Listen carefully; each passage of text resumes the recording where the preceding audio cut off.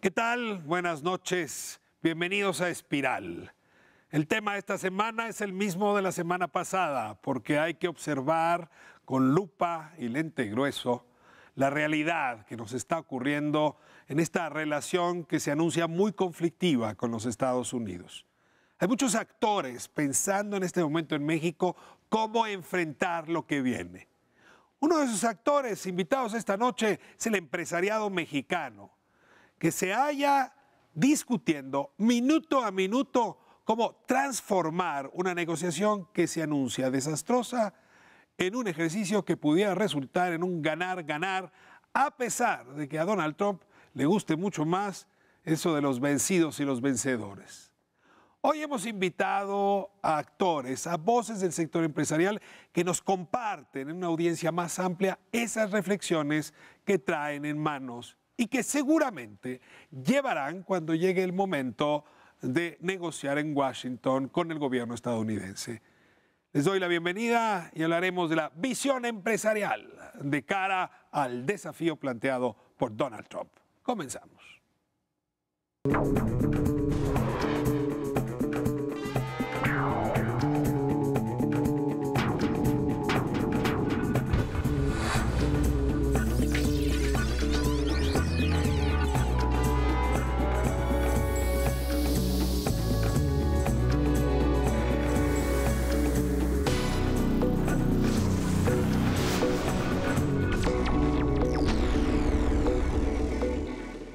Pues seguimos con nuestra conversación de la semana pasada y de la anterior, ahora mirando el escenario internacional desde el punto de vista de los y las empresarias de nuestro país y de empresarios extranjeros que operan en nuestro país. Tenemos, la verdad, estupendos invitados esta noche. No saben cuánto les agradezco que hayan hecho un hueco en la agenda para acompañarnos. Y como es tradición aquí en Espiral, les voy a pedir que se presenten ustedes mismos. Comenzamos con Moisés Calach.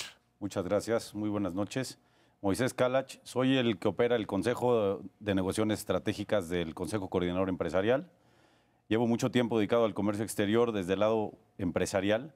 Primero porque mi negocio está encajado en el negocio de comercio internacional, pero también porque estuve en toda la participación del sector privado, acompañé el TPP y otras negociaciones como la Alianza del Pacífico a través de los últimos años. A ver, Moisés, si entiendo bien, tú estás encargado del brazo negociador del Consejo Coordinador Empresarial. Exacto, O acompañamos. sea, a ti te tocaría ir en el cuarto de al lado en la negociación con el gobierno de Estados Unidos con respecto al TLC. Sí, realmente es una organización del sector privado para acompañar las negociaciones y arropar las decisiones del gobierno o balancearlas. Muy bien. Te agradezco mucho que estés acá y le doy ahora la bienvenida a Frederic García. Mucho gusto. Le toca ahora presentarse a usted. Mucho gusto, don Ricardo. Muy buenas noches. Soy Frederic García, soy el presidente del Consejo Ejecutivo de Empresas Globales. Como lo sabes, el Consejo Ejecutivo de Empresas Globales es una asociación que reúne cerca de 50 CEOs en México de empresas globales de todos los sectores. En algunas palabras, representamos el 10% del PIB mexicano, 11% de las exportaciones mexicanas, 40% de la inversión extranjera directa en el país, unos 500,000 empleos directos y cerca de 1,5 millones de empleos indirectos, y nos hemos dado la tarea de trabajar con el sector privado mexicano y el sector público mexicano para apoyar a hacer de México un país más competitivo y más productivo. ¿Qué empresas están dentro de todos los rubros de la economía? No voy a dar los nombres de todas las empresas, pero estamos en el sector de alimentación y bebida, estamos en el sector automotriz, en el sector aeronáutico, por supuesto en el sector petrolero, o sea, en el sector de los bancos, en el sector energético. Todos los tractores de toda la industria mexicana, de todos los sectores, están presentes aquí. Y de hecho, uno de mis compañeros ahí en el Consejo es José María, que es uno de los miembros eminentes de nuestro Consejo. Le toca ahora a José María Sass presentarse. Adelante. Buenas noches. José María Sass, soy el presidente de la Cámara de Comercio Americana en México. Representamos unas 1.400 empresas americanas en México. Este año cumplimos 100 años, o sea que un tema importante para reflexionar. La relación comercial con Estados Unidos es antes del NAFTA, muchísimos años antes del NAFTA.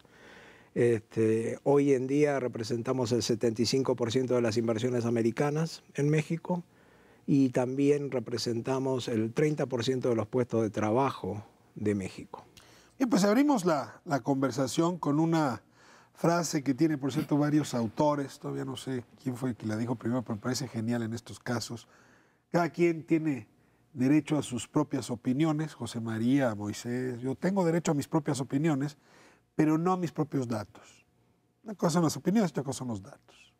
Vamos a enfrentar pues, un proceso electoral de Estados Unidos cargado de opiniones y carente de datos. La sesión inaugural, cuando tomó protesta Donald Trump como presidente, hablaba de cuánto daño le ha hecho a algunos países de Estados Unidos porque han abusado del marco comercial. Entonces, lo primero que tengo que averiguar con ustedes, que tienen visto el mundo y la economía estadounidense, es si en efecto Estados Unidos ha sufrido tanto por la globalización, por el comercio mundial y en concreto por la relación comercial con México. Si hay tanto alimento para quejarse o dónde encuentra ese argumento el carbón para incendiar a tantas voluntades. La palabra es de ustedes. Como lo acabas de comentar, cada quien tiene derechos a sus propias opiniones y el señor Trump igual. A ver, los datos. En septiembre de 2016, el Banco Mundial acaba de publicar en su informe anual que los 10 últimos años, gracias al comercio internacional, al libre comercio y las economías abiertas, se ha sacado de la pobreza 1.000 millones de personas en la humanidad.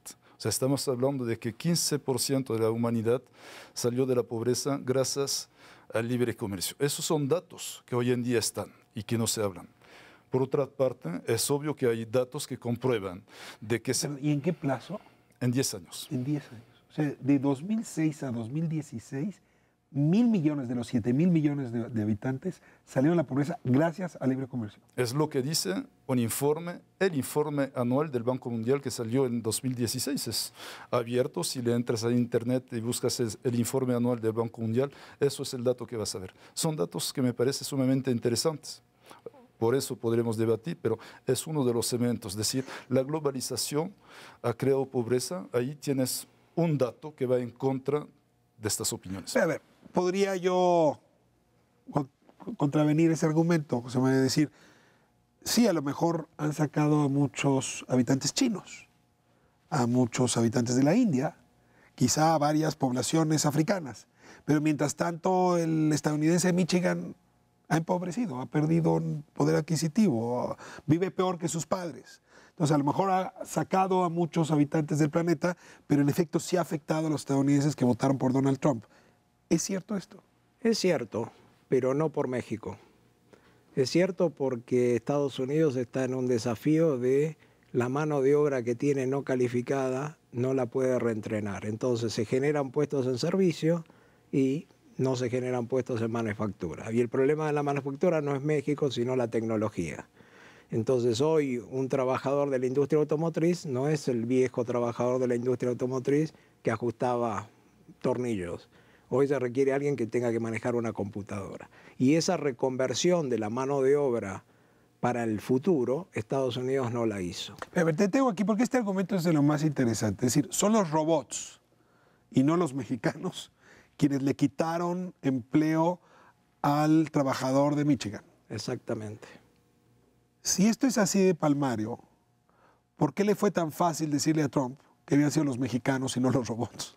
Estamos en algo muy interesante que tiene que ver con lo que tú mencionaste. Acá estamos en un tema ideológico, no en un tema pragmático o un tema de hechos. Porque para reforzar la idea por qué México ayudó a Estados Unidos, si México no hubiera hecho el acuerdo del NAFTA de Estados Unidos, la industria automotriz y la industria del acero de Estados Unidos hoy no existía, porque no tenía capacidad para competir Estados Unidos del mundo. Las compañías globales americanas no pueden vivir del mercado americano solamente, necesitan competir globalmente. Y para competir globalmente necesitan ser eficientes. Entonces, cuando hoy tenemos en Estados Unidos, podemos decir el número, entre 6 y 8 millones de puestos de trabajo que son exportaciones de Estados Unidos a México.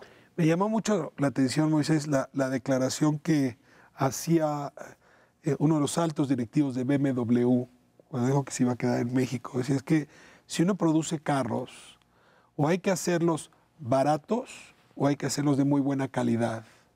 El problema de la industria automotriz estadounidense es que no los está haciendo ni baratos ni de buena calidad.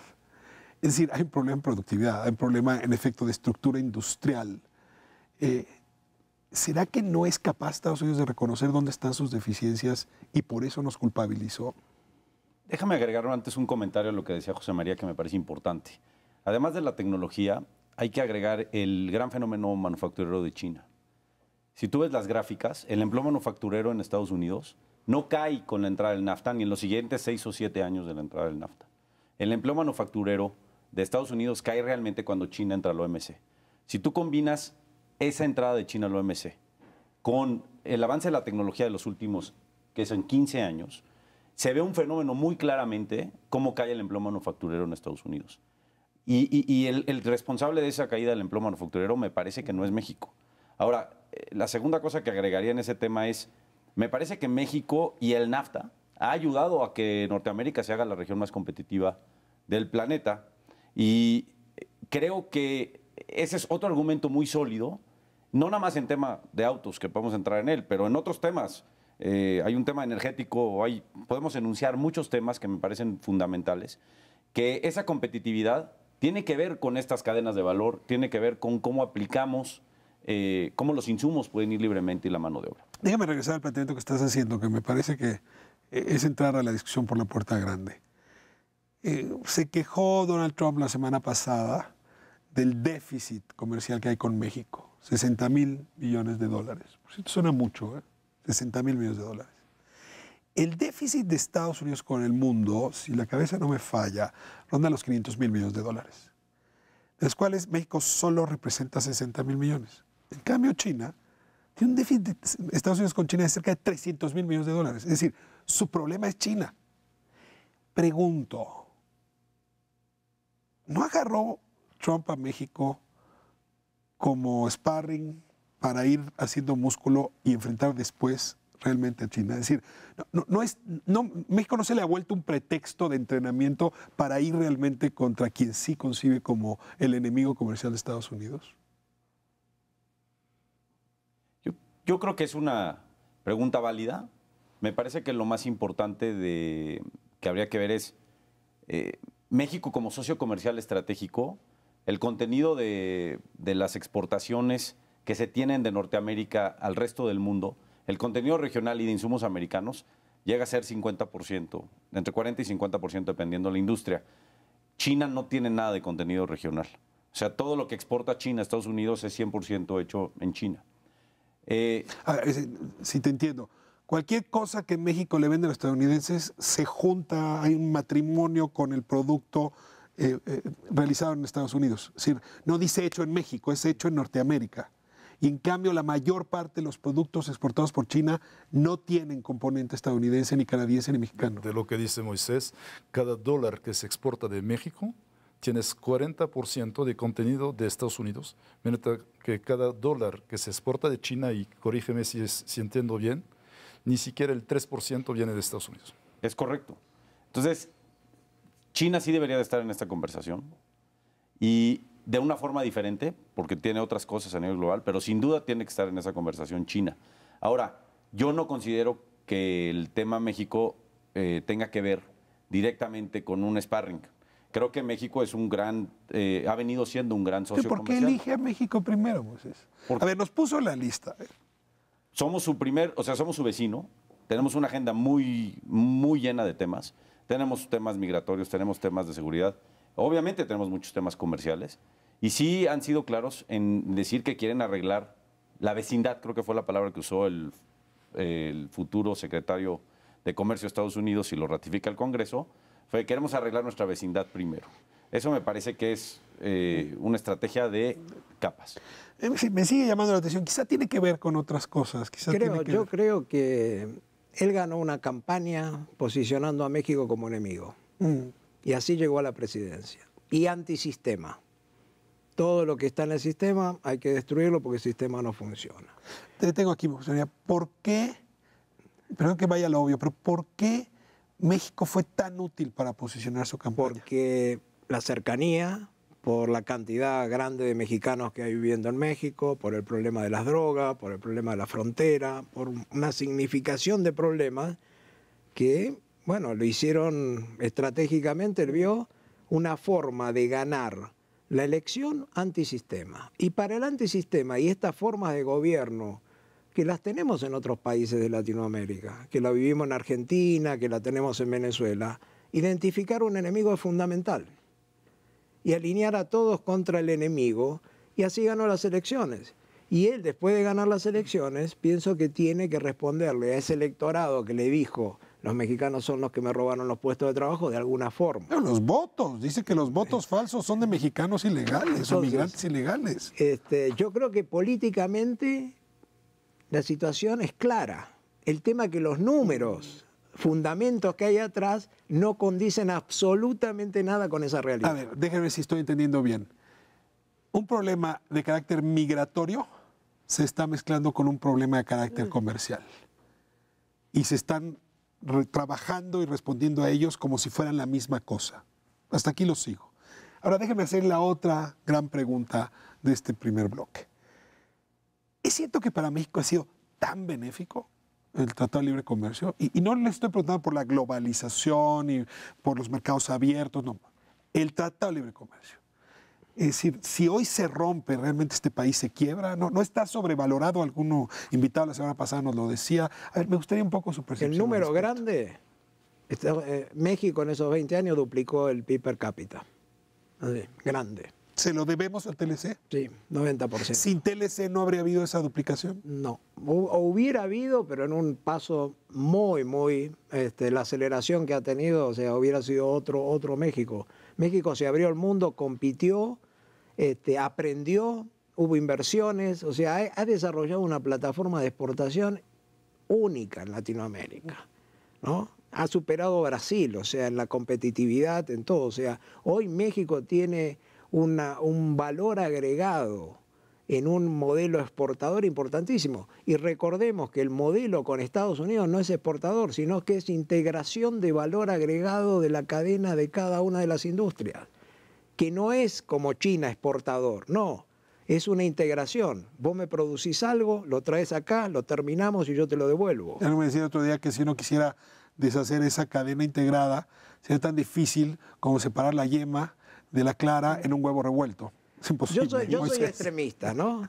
El Tratado de Libre Comercio se puede renegociar. En los fundamentos no tiene paso para atrás, porque las implicancias para Estados Unidos son peores que para México. Ahora vamos a eso, pero me gustaría tú. Yo creo que los números son claros. Sin duda ha sido exitoso para México, pero no solamente ha sido exitoso en los números. Ha traído un marco de referencia de certeza y ha traído una forma de operar diferente a como se hacía antes del Tratado de Libre Comercio. Y me parece que esos son temas fundamentales en la inversión extranjera, en todas las empresas extranjeras que tenemos en México. Ese marco de certeza, esa independencia del Banco de México, que vienen un poco en los mismos tiempos, me parece que dan esa combinación, una política clara, aperturista, de libre comercio, un bloque de tratados comerciales con 40 países. México hace un socio muy competitivo, pero también un socio estratégico del comercio global. Entonces, me parece que sí, el tratado sí abrió un nuevo panorama. Y sí, los números dicen eso, y estoy de acuerdo con José María. Y dio esa certeza. Las inversiones vienen a México porque hay una certeza, porque se puede invertir, porque se puede trabajar, a pesar de otros problemas que podemos tener. Me gustaría subrayar una cosa. Perdón, pero eso ha convertido a México un país de los más competitivos del mundo. Y si leemos entre las líneas lo que dice el señor Trump desde hace un año, es que México es tan competitivo que hasta tienen que protegerse haciendo muros. O sea, que eso obviamente son falsedades, pero lo que le ha beneficiado a América del Norte es el tratado definitivamente, y están las cifras para comprobarlo. Pero México ha pasado en 30 años de un país de sustitución de importaciones con temas proteccionistas, con una economía muy cerrada, a una de las economías más abiertas del mundo, que lo convierte hoy en día, efectivamente, a uno de los países más competitivos del mundo, donde está totalmente integrado México en las cadenas globales de valor, y es eso que hace el gran valor de México. Y obviamente el TLC ha jugado un gran papel para esto, pero no fue el único. Siempre está el argumento de que esa riqueza traída a México gracias a la integración no se ha repartido equitativamente. Y me gustaría tener esta discusión con ustedes en el siguiente bloque, pero antes les dejo sembrar una pregunta, un poco por lo que decía José María. No solamente ha traído dinero, inversiones, ha capacitado mexicanos. Y dice Thomas Piketty que esa es la redistribución de la riqueza más importante, la cantidad de conocimientos y capacidades que se desarrollan en el libre comercio, que si hoy no sirven para vender automóviles a un país, pues a lo mejor sirven para vender aviones a otro. Los dejo aquí, me voy a corte y regresamos a seguir hablando de las ventajas y desventajas que para México ha traído el Tratado de Libre Comercio.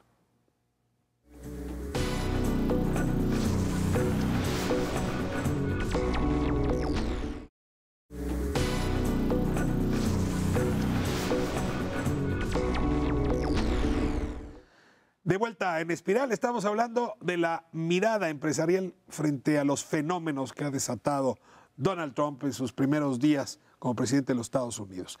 A ver, parte de la crítica que se hace en México, es una crítica muy dura, es que sí, la integración comercial ha permitido que de Querétaro hasta Kentucky, digamos, o por lo menos en México, de Querétaro hasta Chihuahua, se haya producido desarrollo, se haya mejorado la calidad de vida. Pero ciertamente las regiones de México que no están integradas a Norteamérica, Chiapas, Guerrero, Oaxaca, han vivido momentos muy complicados, no se han beneficiado de esta realidad. Apenas ahora empezamos a hablar de los proyectos sur-sureste, cuando quizás tuvimos que haberlo hecho mucho antes. Y desde esa densa población mexicana, porque es muy densa, pues yo oigo mensajes parecidos a los de Michigan, a los de Wisconsin. Es decir, el Tratado de Libre Comercio no ha hecho más que afectarnos. Les pregunto por este otro México que no se ha beneficiado de la globalización. En términos de datos es correcto. Si analizamos el PIB per cápita, observamos que en el norte del país es mucho más elevado que en el sur. Lo mismo, de hecho, en productividad. Y es un tema que las empresas globales que acabamos de publicar nuestra Agenda 2030 para que México entre como un gran actor de la cuarta revolución industrial, que es básicamente el tema de la digitalización de la economía, es parte de nuestras metas. Para un México con más crecimiento necesitamos más inclusión social. Y el parámetro para la inclusión social es duplicar el PIB per cápita, pero sobre todo hacerlo más parejo entre el sur y el norte. Lo que va de la mano con los temas de productividad, porque es obvio que los estados, desde el centro del país hasta el norte, han elevado su productividad, han elevado su nivel de empleabilidad de los jóvenes porque tienen una educación más orientada a los temas industriales y probablemente hay un gran rezago en el sur. La educación puede ser un factor, la falta de infraestructura puede ser otro factor y llegamos a temas tan absurdos de que en México la merma agrícola es casi el 40%, según las fuentes oficiales de Zagarpa, casi 40% de la cosecha anual. Cuando por otro lado tenemos millones de personas que mueren de hambre en México. Dices, a ver, hay algo ahí que no cuadra. ¿Cómo hacemos efectivamente para hacer que el sureste se sume al resto del país? Y es parte de la agenda que tenemos de empresas globales de hacer propuestas en ese sentido. Pero si a ti te ha tocado estar en estas discusiones y cuando se presentó pues digamos, el programa para democratizar la productividad, recuerdo a principios de esta administración, cuando se presentaron los proyectos justamente de desarrollo sur-sureste, a mí sí me tocó oír a muchos colegas tuyos diciendo, es imposible. Es decir, Carrier o Bombardier, pues están donde están por las condiciones efectivas de capacidad, de infraestructura, de comunicación, de seguridad, pero pensar, montar una de estas empresas, General Motors, en Tuxtla Gutiérrez, parece muy difícil. ¿Ha cambiado un poco la mentalidad empresarial al respecto? ¿Le ves futuro a esa propuesta? En algunos sectores sí. Me parece que lo que está pasando con el sector agropecuario en los últimos 12 años es un muy buen ejemplo de cómo sí están cambiando las cosas. El sector agropecuario tendía a ser un sector altamente proteccionista, con índices de productividad no muy altos, y hoy se ha volteado la balanza totalmente. Hoy es un sector superavitario muy exportador. Pero es Sinaloa, es Nuevo León, es no necesariamente. Es Coahuila. En Chiapas no, sí. No, hay ciertas regiones del centro sureste que empiezan a ser muy interesantes, no solamente en el sistema industrial. Pero ¿Yucatán para ti es el sur o es el norte del país? No. Estoy de acuerdo que sí, Frederick lo dijo muy bien, los números dicen que es así, pero sí me parece que este tema agropecuario comienza a cambiar en algunos estados donde sí se empieza a notar la producción de otro tipo de productos. Tenemos algunos temas en el centro del país que son grandes éxitos agropecuarios exportadores y que me parece que eso va a seguir. Ahora, está tardando mucho más tiempo del que quisiéramos, pero me parece que va por buen camino. Los tratados han abierto eso. Hace mucho no veíamos un sector agropecuario muy agresivo hacia adelante, queriendo exportar y abrir mercados en productos que antes no existían, que no eran relevantes en México. Berries, no solamente tenemos jitomate, o sea, tenemos aguacate y tenemos otras cosas cada vez más sofisticadas de exportación, que me parece que son muy importantes, y hay algunas que son del centro y el sur. Ahora, José María, con todo, así como hay un estadounidense enojado por la apertura, y no es uno, son tantos que incluso pusieron un presidente en la Casa Blanca, en México también los hay.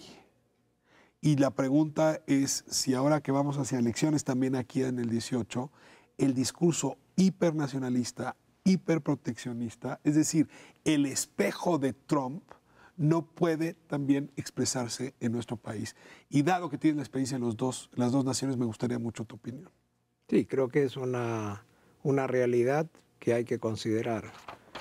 Todos los extremos llevan a otro extremo. Y el problema de esa dialéctica de extremos es que cuando uno mira las peores situaciones que ha vivido la humanidad, se han dado en los extremos. Entonces hay que llamar mucho a la reflexión de los mesías que vienen, como el caso de Trump, a cambiar todo. Lamentablemente en la historia de la humanidad no han terminado bien, porque el balance, la apertura, la negociación y no la imposición son valores fundamentales para desarrollo de país, para inclusión, para diversidad, para todos valores que ha demostrado a lo largo de la historia que son muy, muy importantes para una sociedad. México tiene pendiente la inclusión social. Creo que eso es un tema extremadamente importante. Hay que generar más riqueza a través de mayor inversión para disminuir esa brecha y tener más gente con posibilidades de aspiración, de tener un mejor bienestar, de participar de la clase media, de tener aspiraciones. Y yo creo que la clave donde hay que trabajar mucho es la educación. La educación es el futuro de los pueblos. Todo el resto puede ser algo anecdótico, pero sin educación no se trae todo lo demás. Les agradezco mucho como el grado de sofisticación que le están poniendo a la discusión. La semana pasada estábamos aquí al aire poco después de que Enrique Peña Nieto dijo que iba a consultar con ustedes, con los empresarios y con la CONAGO si iba o no iba a Washington. Al día siguiente, después de un tuitazo desafortunado, Donald Trump decidió que no iba. Sí, esto está moviendo muy rápido, pero digamos, del miércoles de la semana pasada a hoy, surgió un fenómeno de unidad. Y a mí las unidades me generan mucha incomodidad, sobre todo cuando no son sofisticadas. Es decir, sobre todo cuando se trata de hacer montón, ¿no? De unir fuerzas a como dé lugar. En fin, una unidad seria sería una unidad alrededor de una agenda coherente. Yo les quiero preguntar, ¿cómo están observando la agenda necesaria de México de cara a las negociaciones que se presume arrancarían en mayo con respecto al Tratado de Libre Comercio? ¿Cómo se está gestando esta agenda? ¿Qué diálogo hay entre ustedes? ¿Qué diálogo hay en el Consejo Coordinador, en la American Chamber, en el Consejo Global? Es decir, ¿qué se está diciendo para construir esa agenda común y que sea sofisticada, digamos? No de muchachos de preparatoria haciendo un montón, pues. Es que, primero, del tema anterior coincido plenamente con lo que decía José María, pero es un tema que va mucho más allá de México y de Estados Unidos. Acuérdate lo que pasó antes del verano con el Brexit. O sea, hoy en día en el mundo hay un gran descontento o malestar de muchas poblaciones por este desplazamiento de empleos que va creando el progreso técnico. Y este progreso técnico que hoy en día es lo que estamos viviendo, la digitalización de la economía, que cambia muchas cosas. Nuestra forma de concebir, nuestra forma de producir, nuestra forma de consumir, hasta nuestra forma de informarse. Ahora con un clic puedes tener acceso acceso a mucha información, puedes tener acceso a muchos negocios, y si no estás dentro de esta nueva economía, te quedas fuera, y es lo que reclaman las poblaciones. Así que no es un fenómeno de Estados Unidos o de México, es un tema global que nos obliga a reflexionar a futuro de saber cómo podemos incluir más las sociedades a esto. Y obviamente el hecho de pelear para empleos que probablemente en 5 años no existen no es la solución. Ahora bien, del tema de unidad, lo que observamos, siempre una unidad es buena si puedes proyectar a futuro a dónde vamos. Y lo que está pasando en México puede ser una gran señal de que hay una conciencia en México frente a este fenómeno que genera Trump, es decir, ¿a dónde va México? Y escuchamos esta mañana en un evento del Consejo Coordinador Empresarial con la CONCAMIN de una voluntad de hacer del México un país más creativo, de un país más innovador. Es una tendencia. Nosotros como empresas globales acabamos de plantear una visión 2030 para un México más global, más eficiente, más incluyente socialmente, y creo que es el momento que el país se dé la oportunidad de reflexionar hasta dónde va, y la reflexión no es antes del 2018, es más profundo que esto. Déjame plantearte el desafío. Me toca estar con frecuencia en estas conversaciones con empresarios, y yo te diría que todavía hace año y medio sentabas en una mesa con empresarios y el tema era Estado de Derecho, seguridad, protección, ¿no? Caminos, puentes, la policía, el narcotráfico. A mí me tocó incluso preguntar si la desigualdad no les parecía tema, y nunca encontré que encendiera el asunto. Recientemente, mediados del año pasado, en Chihuahua, por primera vez en una reunión entre empresarios, me tocó oír que los empresarios hablaban de desigualdad. Te pregunto, ¿será que vamos a agradecerle a Trump que el empresariado mexicano se empiece a preocupar por la desigualdad mexicana? No sé qué le vamos a agradecer al presidente Trump. Sí creo que la unidad está ahí, y sí creo que está ahí para buenos fines. Creo que la desigualdad sí está en la agenda, y me parece que... ¿Como principal? No podría decir si es principal o no. Una agenda tan sofisticada, no hay prioridades en una agenda. La educación pues está igual o más importante que cualquier otro de los temas, porque es un puente para llegar a eso. Pero lo que sí te puedo decir es que esta unidad sí tenemos una visión mucho más clara. Sí nos hizo el favor el señor Trump de hacernos reflexionar un poco más rápido de lo que estábamos haciéndolo. Y sí creo que estamos empezando a tener un proyecto mucho más concreto. Y el sector empresarial sigue siendo válido el Estado de Derecho, sigue siendo válido los temas de seguridad, pero también hoy hay una estrategia de vamos a ver más allá de Estados Unidos, vamos a ver por México el mercado interno, por ejemplo. Es un buen ejemplo donde estamos teniendo una unidad. El mercado interno nos beneficia a los mexicanos, le beneficia a la diversidad de las clases sociales, le va a beneficiar a las empresas que están en México, pero no importa dónde sean las empresas. O sea, el mercado interno es uno de esos temas que estamos entrando a profundidad con cosas concretas a proponer, y eso le beneficia a todos los mexicanos y a todas las empresas que están en México. ¿Tú dirías que hay hoy una agenda más consolidada del sector empresarial? Me parece que sí la hay. Con honestidad, ¿la está oyendo el gobierno? ¿Está dispuesto a tomarla con seriedad, a colocarla en el centro de sus preocupaciones? En lo que mi experiencia personal, sí tenemos una gran interlocución con el gobierno, y tenemos una interlocución donde las ideas van y vienen. No quiere decir que todo lo que proponemos es un hecho. Sí. Estoy obligado a hacerte la pregunta. Sí. Los primeros 10 días de enero se armó un acuerdo nacional para salir de la crisis y proteger a las familias. Sí. Nada de esto que me estás diciendo estaba. Es más, la voz del empresariado, más allá de lo que dijo el presidente Castañón, no estaba en el documento. ¿Me puedes explicar por qué, si traen esta agenda, no estuvo en ese acuerdo? No te puedo hablar por el presidente Castañón, pero lo que yo he trabajado muy de cerca con él es que hoy tú ves la agenda del sector privado y está totalmente incluyente en estos temas. Y lo que se acaba de anunciar está totalmente incluyente en estos temas. Y me parece, hace ayer, antier, estuvimos en un evento, una conferencia, donde se dio una especie de decálogo de estos temas, y todos estos temas estaban en la agenda. Sí. María, me llama la atención cómo tomó rumbo esta conversación, porque la pregunta que yo hice fue otra, es de cara a la negociación con Estados Unidos, ¿cómo vamos construyendo la agenda? Y la respuesta que me dieron hasta ahorita es, resolvamos adentro. Es decir, parecía no una negociación con Washington, sino una negociación con México. Cosa que me parece muy bien. Me voy a ir a corte y regresamos. Te pido que guardes la palabra para la vuelta.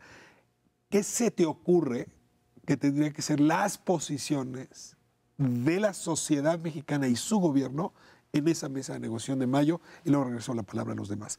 Seguimos en Espiral, no se vaya, el tema es de lo más importante para su futuro.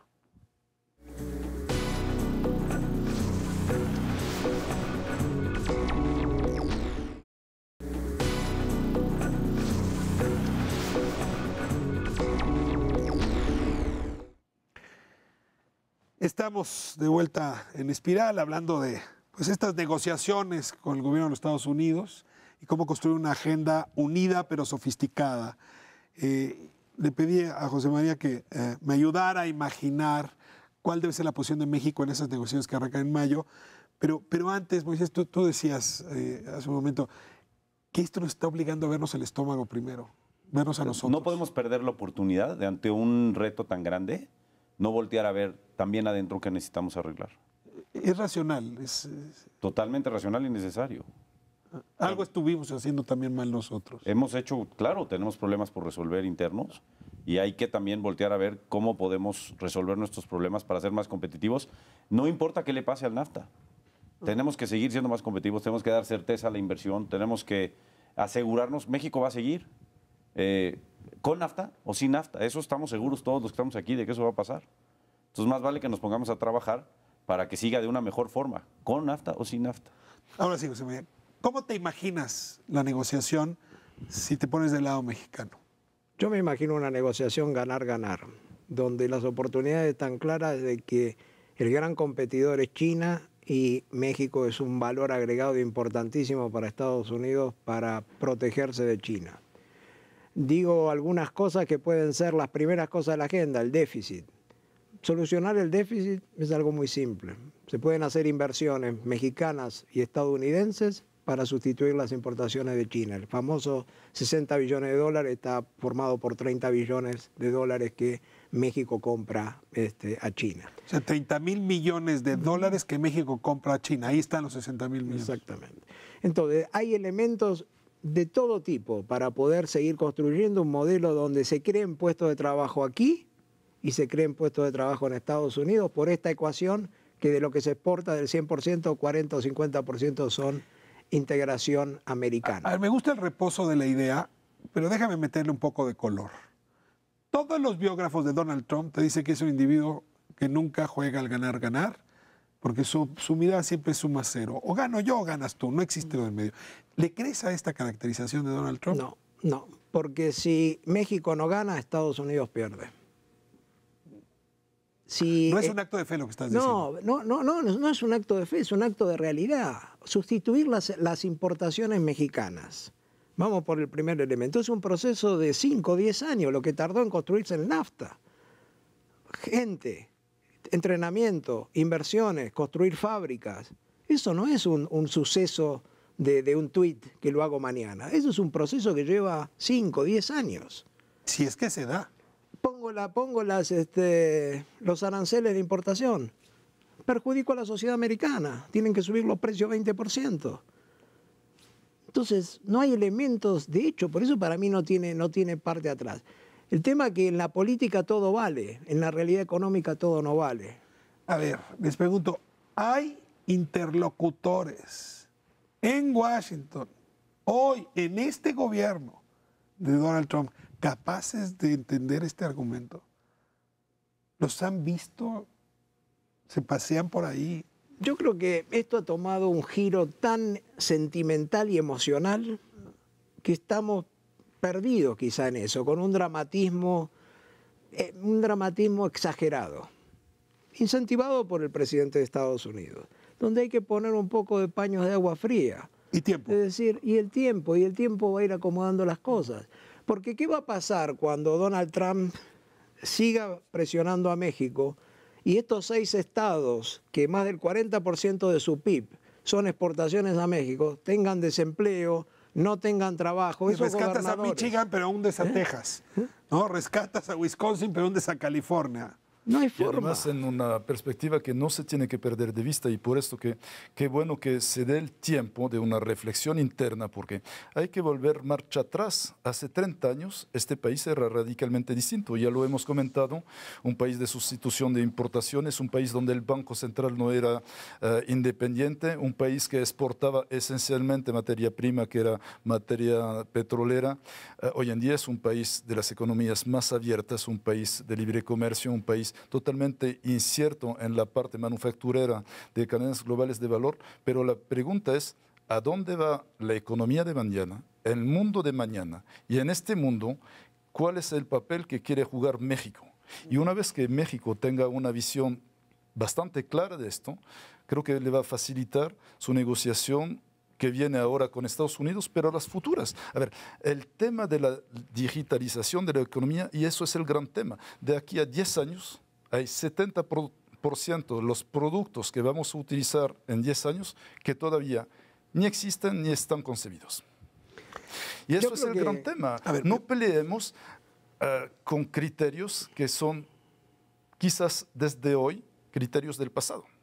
Me gustaría entrar a esta discusión, pero tengo que cerrar una última pregunta y ya de lleno a la visión de mediano plazo, que me parece la más saludable. Es decir, si uno se pelea con el presente, lo mejor es ver cómo se ve el presente en el espejo del mediano plazo. Pero antes sí quiero saber, ¿qué hacemos con Canadá? Es decir, habríamos supuesto que la reacción canadiense hubiera sido de rechazo. Y muy rápido pareciera que Canadá dijo, adelante, mientras yo mantenga mi relación bilateral con Estados Unidos, México me tiene sin cuidado. Y esto a mí, hablando de hechos, de datos duros, me da la impresión de que en realidad para Canadá y para México esta relación no ha sido tan beneficiosa como para Canadá y Estados Unidos o México y Estados Unidos. ¿Por qué? ¿Qué pasa con Canadá? Yo creo que tiene una configuración industrial completamente diferente, donde mucho es energía, gas y petróleo, y donde ellos, bueno, no tienen un impacto importante y además tienen la cultura poco similar, ¿no? O sea, y me parece que está limitado y no tiene la magnitud de México tampoco, ¿no? Pero a ver, les pregunto, Canadá se ha enriquecido con las minas. Canadá trae fondos de pensión invirtiendo en México de manera intensiva. Sí hay fenómenos evidentes de beneficio mutuo. ¿Por qué Canadá... ¿Por qué Trudeau no está entrando en esa discusión de otra manera? No, porque yo creo que lo que hizo Donald Trump inteligentemente y muy mal desde otro punto de vista fue que estuvo pensando cómo herir el sentimiento mexicano. Y genera esta sensación anti-mexicano y anti-americano, que es lo peor que puede pasar. Pero es una forma de poder político. No, divide y reinarás en el mundo. ¿Y tú dirías que eso influyó entre los canadienses? Sí, Canadá no era target para generar un sentimiento anticanadiense, porque no tiene elementos, porque no tiene gente migrando, porque no tiene nada de los valores de México y no tiene nada de la interconexión cultural con México. Entonces me parece que son dos realidades completamente diferentes. Entonces cuando él tiene que elegir el enemigo, y el enemigo por definición era México.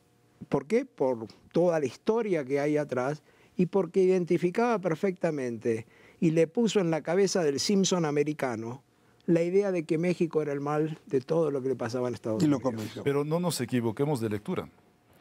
El tema no es peligro únicamente para México y a ver el tema de Canadá, que ellos tendrán sus motivos en la negociación de ver cómo las enfocan. La noticia ya no es que Trump haya hecho tweet.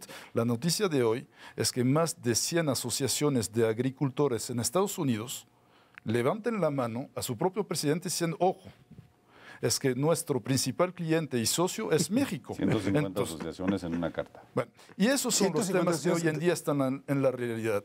Y efectivamente es muy usual que a veces la nota mala sea más fuerte que la nota buena, pero eso es la nota. Internamente se está generando en Estados Unidos un tema porque el sector agrícola que dice, a ver, pensémoslo bien, porque México es nuestro gran cliente y si vamos a hablar del nuevo tratado, de nueva relación, que no lo hagamos en detrimento de lo que hay hoy en día. Y eso creo que es algo que no se ha quizás comentado lo suficiente y seguro que muchos otros sectores se van a sumar a esto. Hemos hablado con los empresarios canadienses y las acciones y entrarán en los temas comerciales cuando sean de su interés.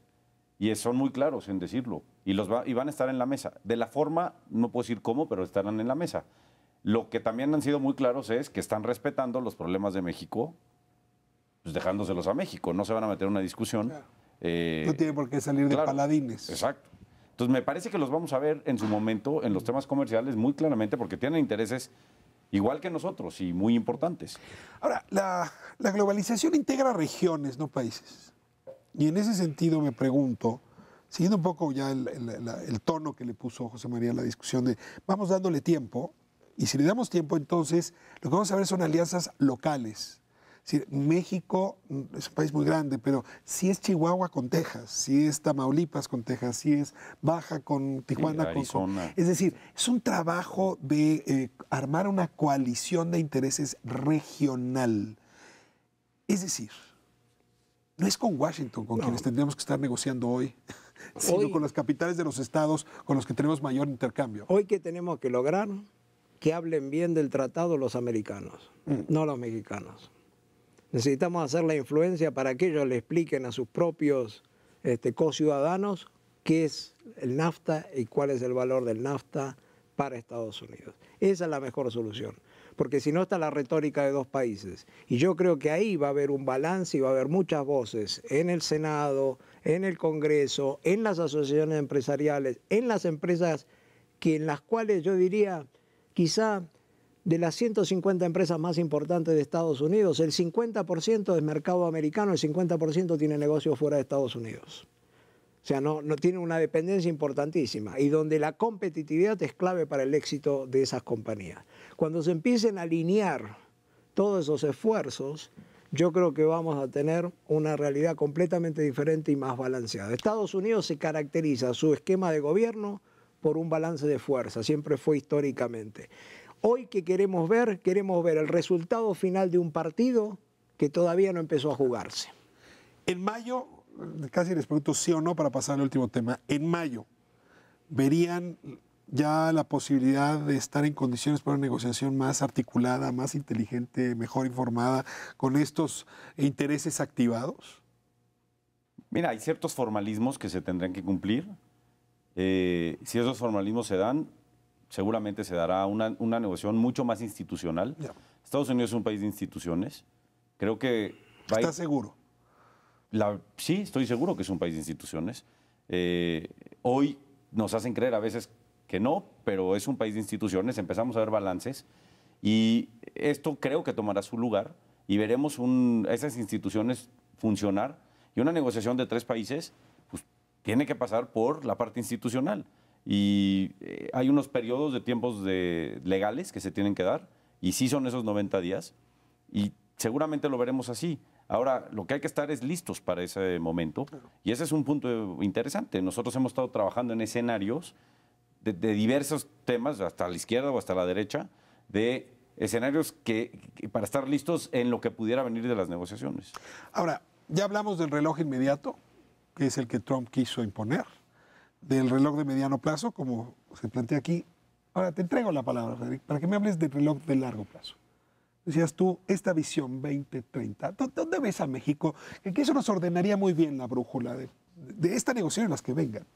Mira, acabo de comentar el tema de la economía digital, pero es interesante ver cuáles son las megatendencias que vienen en el futuro. De la economía digital hemos hablado lo suficiente, pero es de la más relevante. Pero también otro tema sumamente interesante, en los 40 próximos años, probablemente la humanidad cuente con 10.000 millones de personas. Pasaríamos de 7.500 a 10.000 millones. Con todos los retos que tiene de medio ambiente, pero un tema que a México puede favorecerlo y apoyarlo mucho, y por lo menos es una oportunidad, el tema alimenticio. Se tendrá que generar los 40 próximos años tanta cantidad de alimentos que todos los alimentos producidos desde el principio de la humanidad. Para un país como México, que es un país también con fortalezas agrícolas, hay oportunidades. Otro desafío que viene encima es la escasez de recursos y algunas asociaciones de nivel mundial dicen que si tuviéramos a nivel de la humanidad un nivel de consumismo promedio similar a Estados Unidos, necesitamos 3 planetas al año.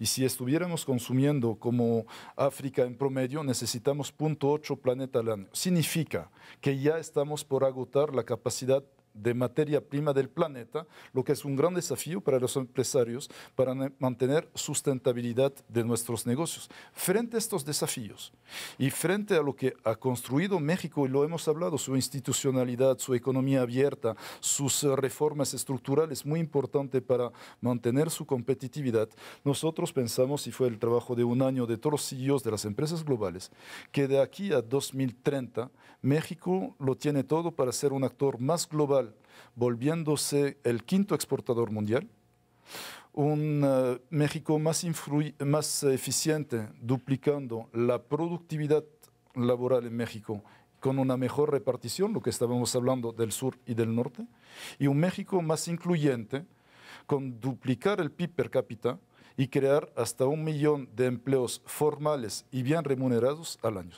Estamos convencidos que eso es una meta y lo hemos platicado con el gobierno, con el sector privado, hasta la OCDE.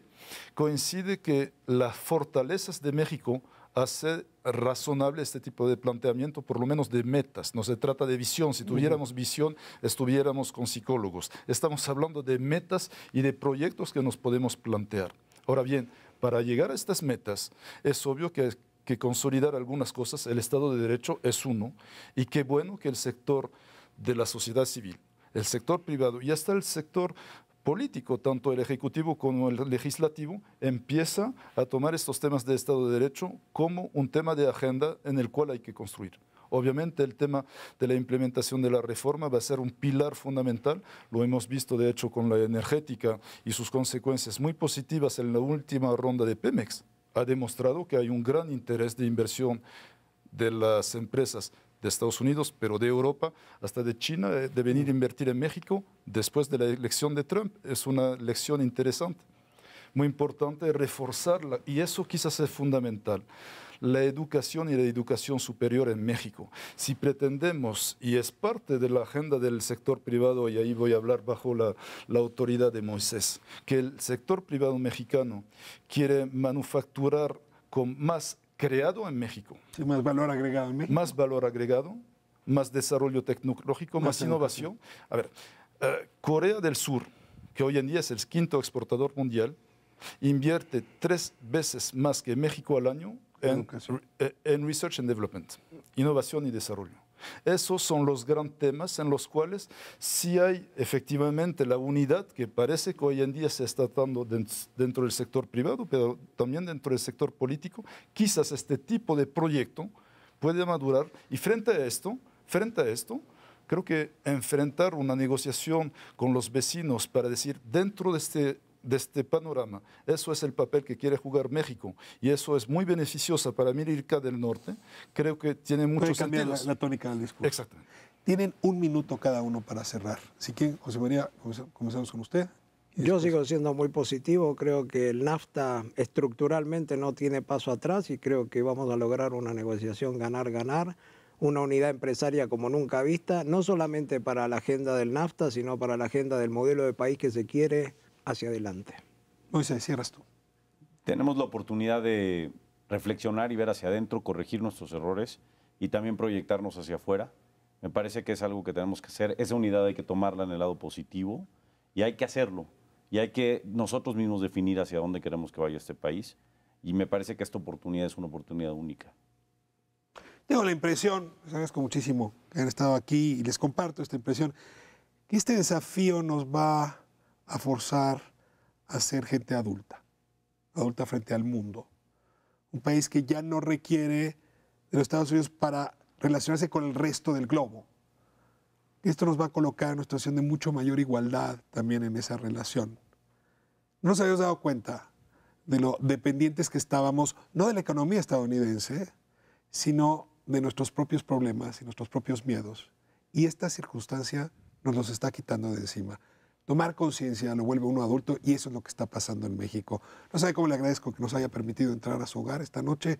Nos vemos próxima semana aquí en su canal 11 Espiral.